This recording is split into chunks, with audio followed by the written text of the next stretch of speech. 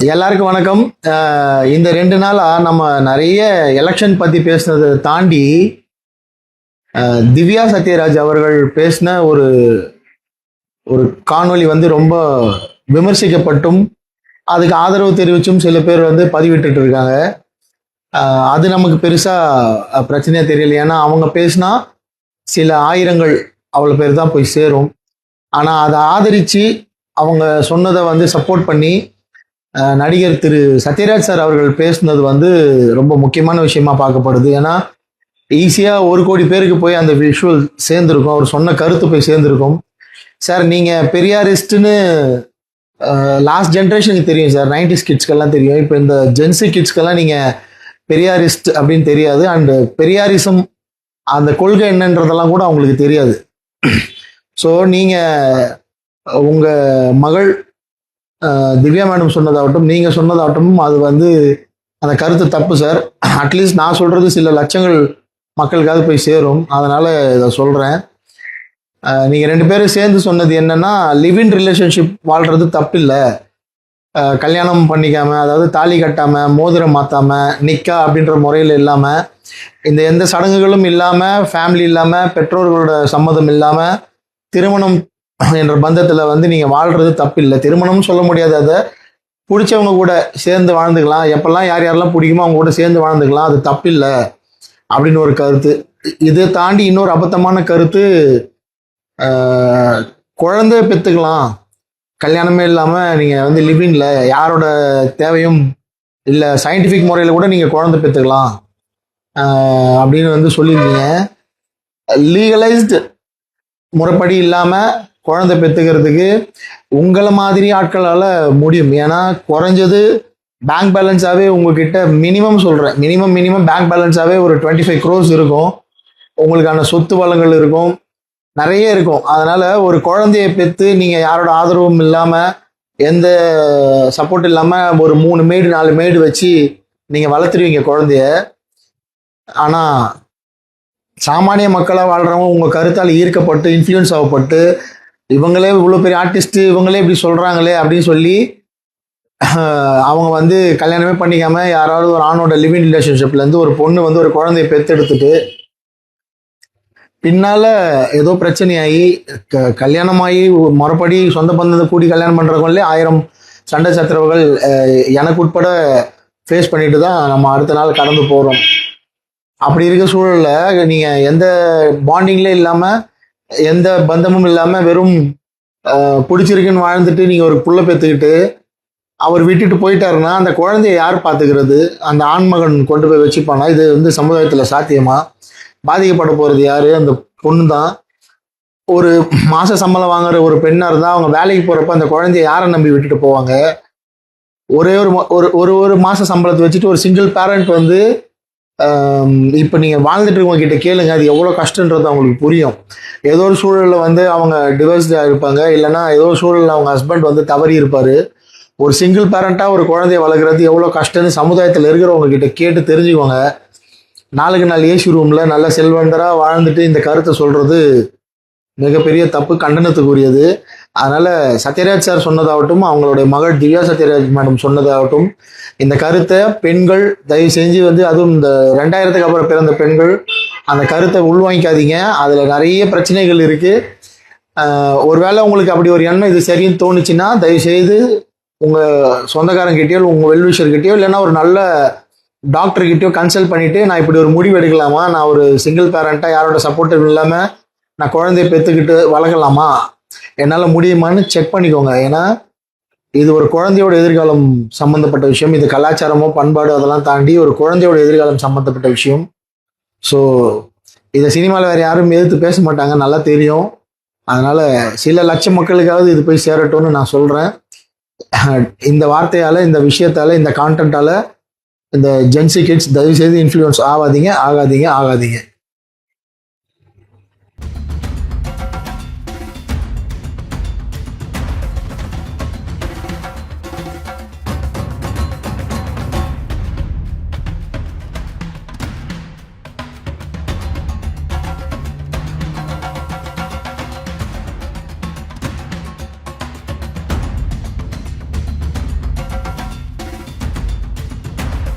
பிறன் மனைவிழையா பேராண்மை. நீங்க யாரு கொடுத்துருக்கீங்க? இளமையிலிருந்து விபச்சார விடுதி வச்சு நடத்தினவர் அவரு. பெரியாரு ரொம்ப விபச்சாரி வீட்டிலேயே படுத்து கிடந்தவர். மிகப்பெரிய குற்றச்சாட்டாரு. நான் தரவு கொடுக்குறேன், அவங்க நூல்ல இருந்து தரவு கொடுக்குறேன் நான்.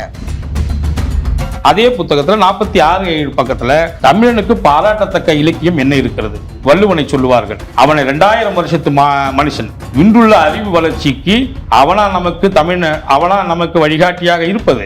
கம்பன் நம் இன துரோகி, கூலிக்கு மாரடித்து நம் இனத்தை காட்டி கொடுத்தவன், பார்ப்பனுக்கு பிரச்சாரம் செய்தவன். பொம்பளைகளிலே யார் பெரிய மனுஷி என்றால் அவையார், அவள் ஒரு முட்டாள் அழுக்கு முட்டை. கற்பு கரசி கண்ணகி என்றால் புருஷன். அவர் வாழ்ந்த காலத்தில் அவருக்கு எதிர்வினைகள் வந்திருக்கிறதா என்றால் வந்திருக்கிறது. அந்த எதிர்வினைகள் அப்படின்றது பார்த்தீங்கன்னாக்க இது நாகரீகமாக இருந்திருக்கிறதா என்றால் இருந்திருக்கிறது, அநாகரீகமாக இருந்திருக்கிறதா என்றால் இருந்திருக்கிறது. இந்த அநாகரீகமான விமர்சனங்களை வைத்தவர்கள் யாருன்னு பார்த்தீங்கன்னா அதெல்லாம் இந்த திமுக நபர்கள். இந்த விபச்சார விடுதி நடத்துறதுங்கிறது சும்மா லோ லெவல்ல இல்லை, ஹை லெவல்ல. இப்போ கலெக்டரு, தாசில்தார், யார் ஆங்கிலேய துறைங்க நான் சொல்றது, அவங்கெல்லாம் வரவர். அவரே சொல்றாரு, இந்த தமிழர் தலைவர்னு பெரியாருடைய அந்த வாழ்க்கை வரலாறு சாமி சேமனார் எழுதுனதுலயே, நானே ஊற்றி கொடுக்குறேன், சோடா கலந்து கொடுக்குறேன், குடிச்சிட்டு ஏன் மூஞ்சிலே வாந்தி எடுக்கிறான் அப்படிங்கிறாரு. இந்திய எதிர்ப்புல அவர் செய்த இரண்டகம் என்பது இன்னைக்கு ரொம்ப பேருக்கு தெரியாது.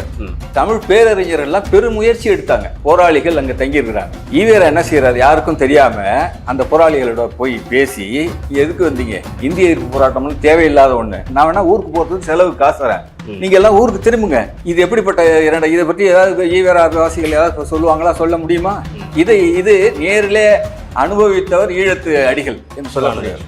அவர் சுவாமி ரொம்ப தெளிவாகவே இந்த நூலில் எழுதியிருக்காரு. இப்போ நீங்க காலத்திற்கு ஏற்றார் போல அவர் பேசியிருக்கிறாரா என்றால் பேசியிருக்கிறார். உதாரணத்துக்கு 1918 அவர் பேசும் பொழுது பிராமணர்களை ஏற்க வேண்டும் என்று சொல்கிறார். 18 பிராமணர்களை ஏற்க வேண்டும் என்று சொன்னவர் 27 பிராமணர்கள் ஒழிக்கப்பட வேண்டும் என்று சொல்ல ஆரம்பிக்கிறார் என்றால் இந்த இடைப்பட்ட காலத்தில் என்ன நடந்தது? தமிழர்கள் அதாவது சூத்திரர்கள் தான் தாழ்ந்தவர், பஞ்சம தாழ்ந்தவர் அல்லன்னு சொல்ல வர என்பது தெரிய வரும். அப்படி சொல்லிட்டு சூத்திரர் என்பதற்காக ஆதாரப்படி தாசி மகன் என்பது பொருள். சூத்திரன் தாசி மகன் சொன்னதால நம்ம பஞ்சம மாறி ஓடி போயிடலாம்னு சொல்றாரு. தமிழர்களா மாறிடலாம். தவிர்க்க முடியாத ஆற்றல் பெரியார் ஈவேரா அப்படின்னு சொல்றது ஒரு வகையில் நான் உடன்படுறேன். எப்படின்னா, தமிழனுடைய ஒவ்வொரு வரலாற்று காலகட்டங்கள்லையும் அதற்கு எதிர்வினையாற்றி நமக்கு எதிராக நின்றவர்கள்ல பட்டியலில் பார்த்தா அவர் தான் முதன்மையா நிற்கிறார். எந்த சூழலாக இருந்தாலும் சரி. இந்த சமூகங்களில் நிறைய நமக்கு அரசியல் ரீதியாக பின்னடைவு வரும்ன்றதுக்காக காமராஜர் சாதுரியமாக சட்ட திருத்தத்தில் இந்த சாதி, இந்த இடஒதுக்கீடு அப்படின்றதுக்கு அவர் முன்னெடுக்கிறார். இந்த அரசியலில் ஈவேரா எங்கிருந்து வந்தார்? வீடியோ இருக்கு, அடுத்து போட்டு பாருங்க. இந்த அம்மாவுக்கு வெக்கமா இருக்கு, முக்காடை போட்டுக்கின்னு எட்ட ஓடுது, கிழமை பின்னாடி போறதுக்கு வெக்கப்பட்டுக்கின்னு போகுது. அவன் மாம்படியா நம்ம பொண்டாட்டின்னு எப்படி போறதுன்னு ஓடுது. அதெல்லாம் பார்க்கல. இந்த கிழமை ரெக்கார்டு தான் பாக்குறாப்புல. சொத்து அவரு பேருக்கெல்லாம் போற மாதிரி ரெக்கார்டு சரியா இருக்கா, அப்படியே போட்டிக்கின்னு நிக்கிறாரு. சிடி நாயுடு பின்னாடி போய் அப்படி முதுகுல தட்டி வாமா கூட போமான்னு புடிச்சு தள்ளி விடுவாரு. சிடி நாயுடு தள்ளி விடுவாரு.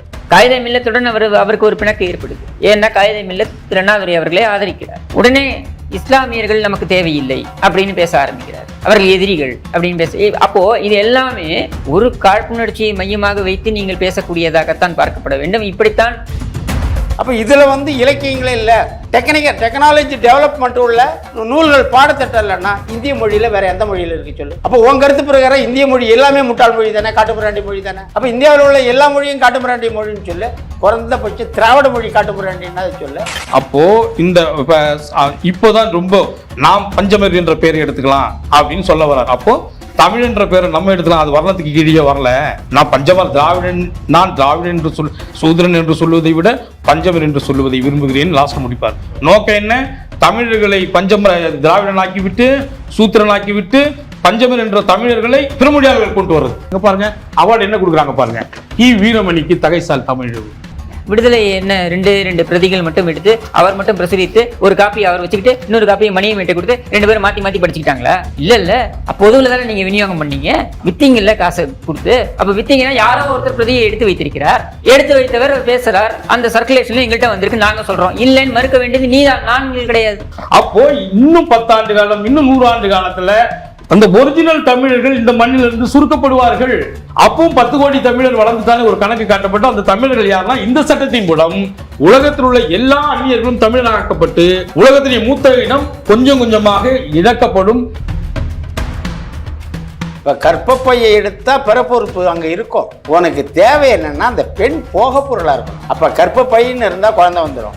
காலம் முழுக்க வந்து ஒரு என்ஜாய்மெண்ட். ஒருவன் மனைவி பிராக்கெட்ல அவனை பிடிக்கவில்லையானால், விரும்பவில்லையானால் மற்றவனை விரும்புவது என்பதை குற்றமாக கூடாது என்பதே ஆகும். இந்த நிலை இன்றைக்கு சட்டமாக குற்றமல்ல.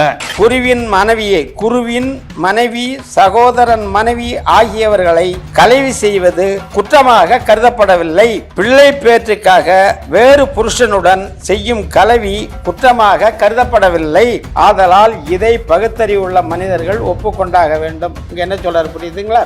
ஆகவே இவ்விஷயங்களை எடுத்துக்காட்டி மனிதன் எப்படி நடந்து கொள்வது என்னும் கேள்விக்கு இப்ப என்ன கேட்குறீங்க, என்ன பண்ணலாம், இப்படிலாம் இருக்கு, என்ன பண்ணலாம்னு கேட்கும்போது பொது அறிவும் ஆராய்ச்சியும் உள்ள மனிதன் என்ன சொல்ல முடியும் என்று யோசிக்கும் போது நான் தான் ஈவேரா.